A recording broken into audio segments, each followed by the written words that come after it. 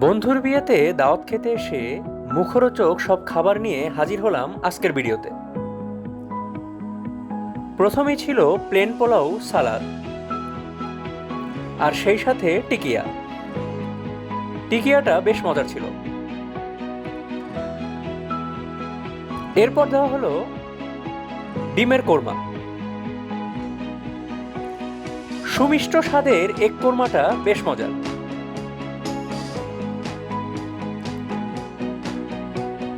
এরপর ছিল মশলাদার চিকেন রোস্ট। বিয়েবাড়ির চিকেন রোস্ট সাধারণত বেশ সুস্বাদু হয়। এর পাশাপাশি বিফ রেজালা তো থাকছেই। শেষটা ছিল জর্দা দিয়ে।